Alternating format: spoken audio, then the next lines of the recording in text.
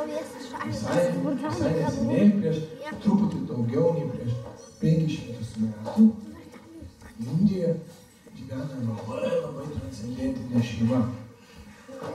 Jalis, Džaganatha Mishra ir jos sūnelis, mažasis Nimajus.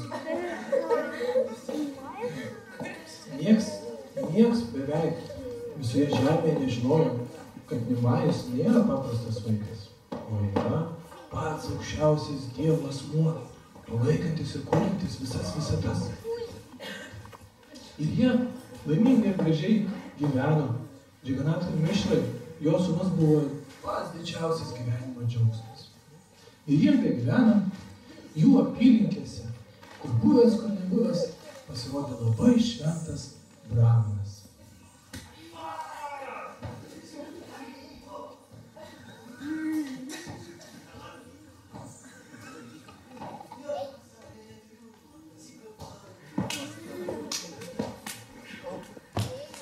O, brahmanas! Užeikit. Kokia mūsų nuomonė, kad jūs apsėdė mūsų pusę, prašom.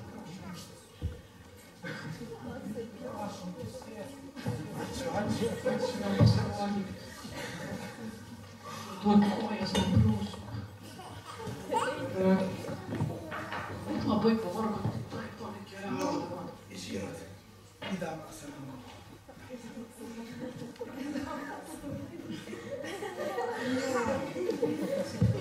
Keliavomės. Neturim namų, vajojantis, protas mano neramus. Visą reiką, kad gerai, kad kopalą turiu. Kur jūs gyvenat? Mūsų namai visas pasaulis. Visas pasaulis, medžiai, dangus. Medžiai, dangus. Turit namų? Kol kas ne.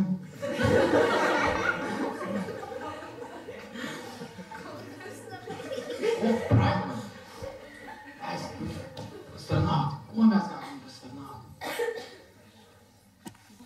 Nieko nereikia. Tik šiaip vaikštau.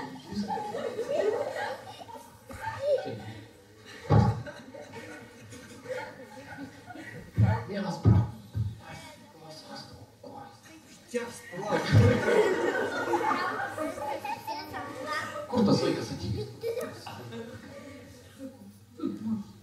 Mama, sėdžiu.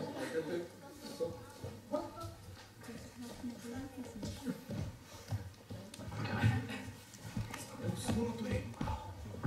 Kažkas.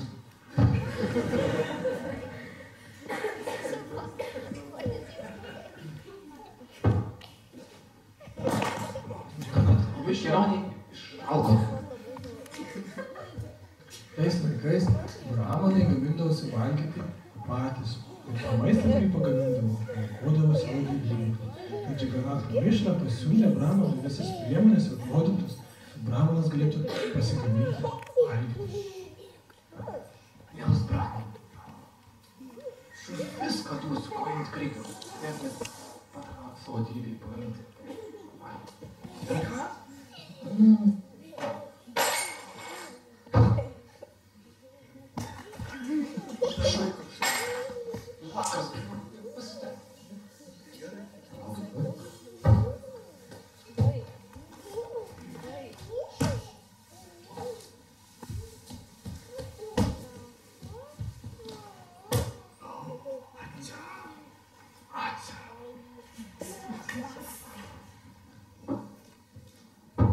Jau buvo vėlus vakaras ir brahmanas visą dieną keliavo nieko nevalgė.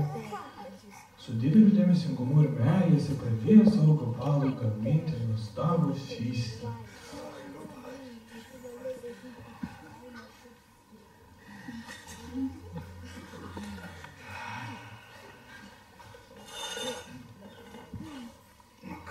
Paaukot.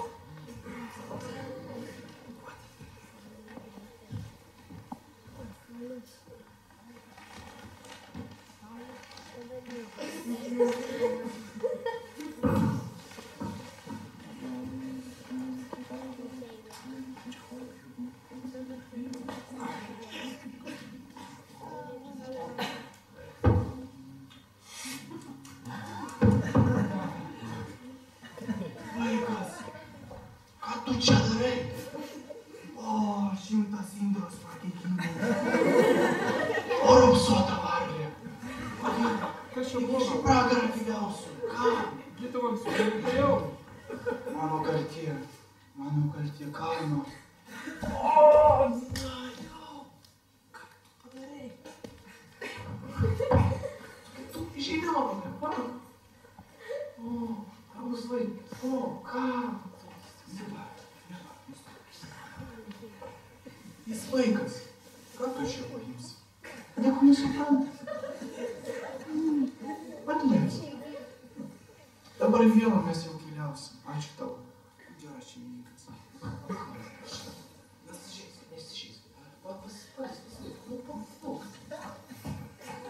Nu. Tak, atnešim, dar liko tur. Viršaus produktų. Skapusim, pavalgysim, pasėsim. Kur vakaras, kur jūs eisit? Palaukit. Palaik. Vaikas paspės.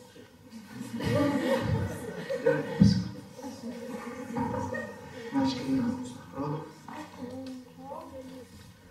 Ir taip Bramas, jau esant labai vėlam laikui, ėmė vėl per naują gaminti visą maistą, pamanęs, kad mažas Nemanis sugadino visą aukojimą.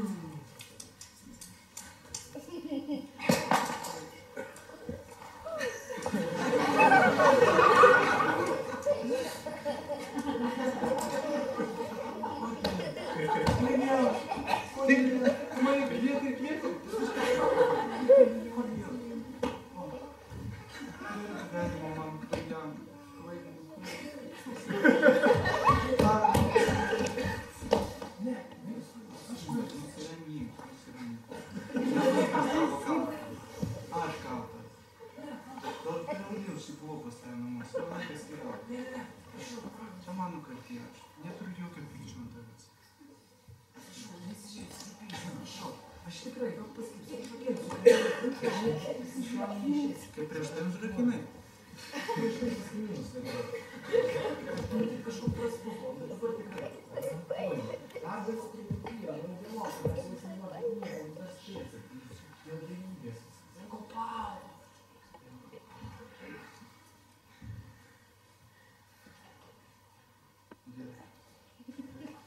Paskutinis kartas.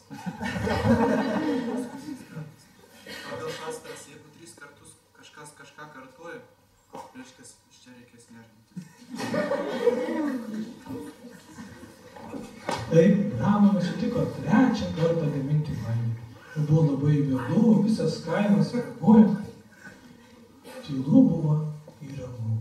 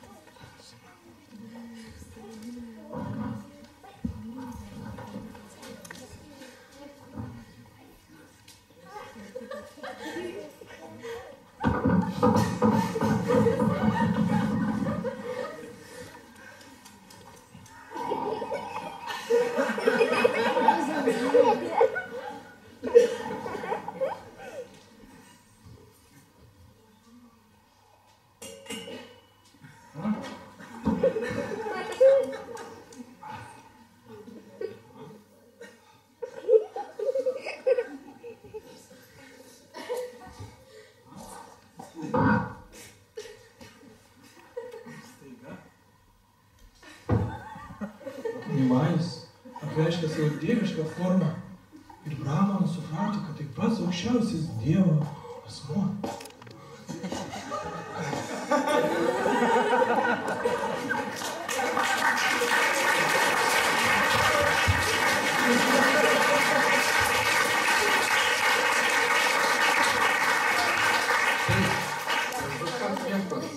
Prieš 5000 metų. O susitikom Vrindavanį. Sakau, matytas kažkas. Tu paties to nevyko. Nanda Baba. Gaminai savo gyvybei. Ir aš aprešiu tą pačią lilą. Esi mano tarnas. Žinimas po žinimo tarnauji, keliauji. Aš labai dėkingas tau. Viešpatie, neturiu nieko daugiau išskyrus tavęs. Taigi dabar šitos istorijos išvis niekam negalima pasakoti. Nes jeigu papasakosi, žinok, baigsis mūsų, kaip sakant, nezakočia. Labai gerai. Buvo, niekam nepasakoti. Gali gyventi čia kaime, Madripo. Bus gerai. Jis matyti mano žaidimus. Niekam nepasakoti, kaip aš to gulėsiu. Ateis laikas ir galėsi papasakoti.